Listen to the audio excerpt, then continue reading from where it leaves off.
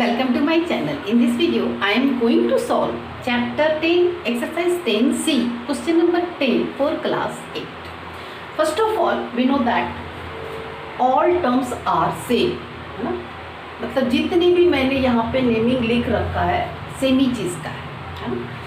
यहाँ पे कहने का मतलब है कि सपोज दैट जैसे कि आलू है ना, हम लोग उसे आलू कहते हैं, जैसे मैं आलू बोलती हूँ, शायद आप कुछ और बोलते होंगे।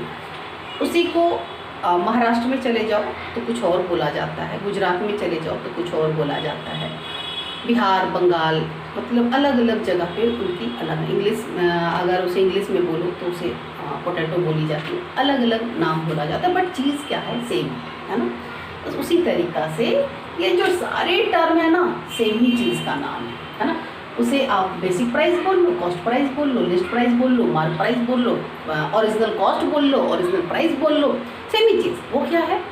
वो है जब हम किसी शॉप पे शोरूम में जाते हैं और उस पर जो प्रिंट लिखी होती है ना, वो प्रिंट लिखी होती है, सपोज दैट वो फिक्स प्राइस हो तब तो उस प्रिंट की बात होगी, बट लेकिन सपोज दैट जहाँ पे बार्गेनिंग वाली बात हो तो हम बार्गेनिंग वहाँ पे जो कॉस्ट उसने बताया कि सपोज दैट कुछ खरीदे कोई आर्टिकल्स, उसने कहा कि इसका 200 कॉस्ट है और मैंने उसे बार्गेनिंग करके 400 ले आया, तो वो हमारा हो गया लिस्ट प्राइस, है ना।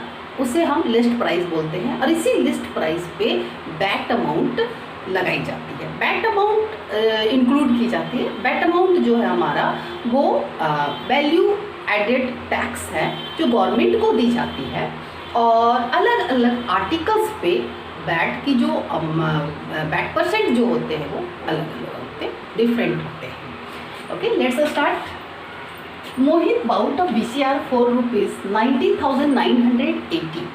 मोहित ने मालती ने एक VCR खरीदा 19,980 रुपीज़ में, और इंक्लूडिंग बैट, और उसमें जो बैट थे वो इंक्लूडेड थे in the original price of VCR be ₹18,500। अगर उस VCR का जो ओरिजिनल प्राइस है वो 18,500 है, तो उस पर बैट की रेट क्या लगाई गई है, हमें रेट फाइंड करना है।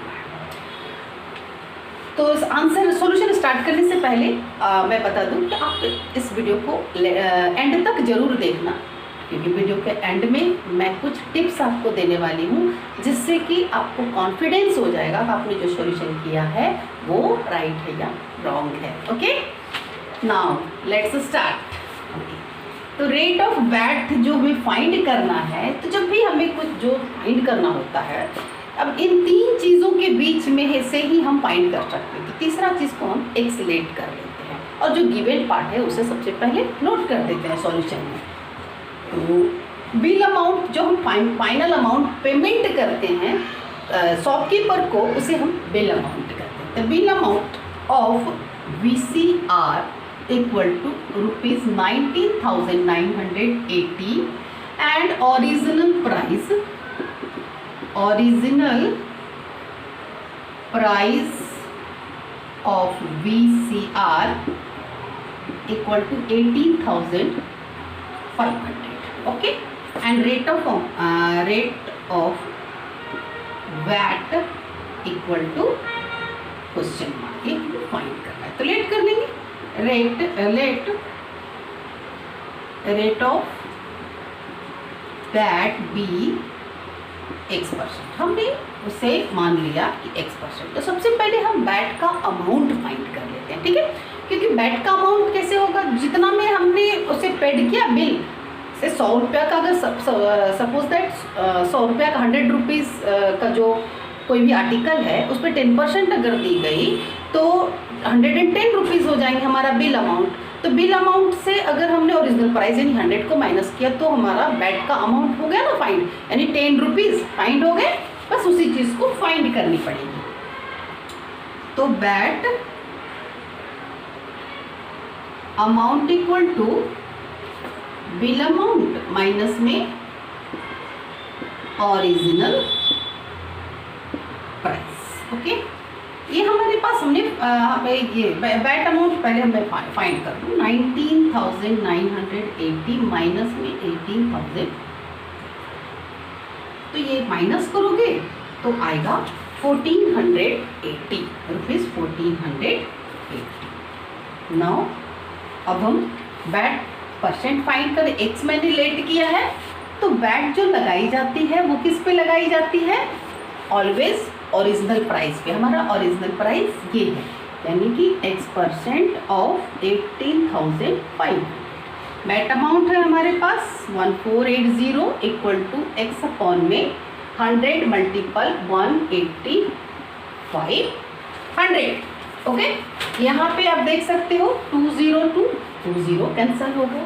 अब यहाँ मैं x को अगर अब इन दोनों के बीच में मल्टीपल का रिलेशन है, तो x अगर हमें फाइंड करना हो तो 1480 से हम 185 को डिवाइड करें। Therefore x equal two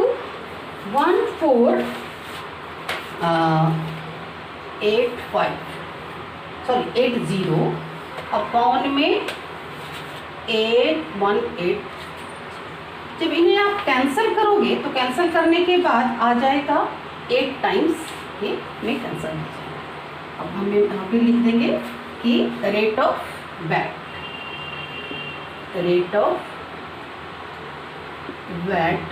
equal to 8%। ये हो गया हमारा फाइनल आंसर।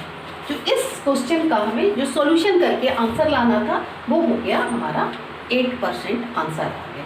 अब मैं अभी आपको स्टार्टिंग में मैं प्रॉमिस की हूँ कि आपको कि बता दूंगी कि ये 8% है, वो हम जो फाइंड किए हैं वो रॉन्ग है या राइट है। तो कैसे पता करेंगे? सपोज दैट, तो हम क्या करते हैं कि इसके लिए हमारे पास ये जो गिवन है ना, इसे मैं क्या करती हूँ, गोल कर देती हूँ। दोनों में से किसी को भी गोल कर सकते हो आप। इसे हटा दो।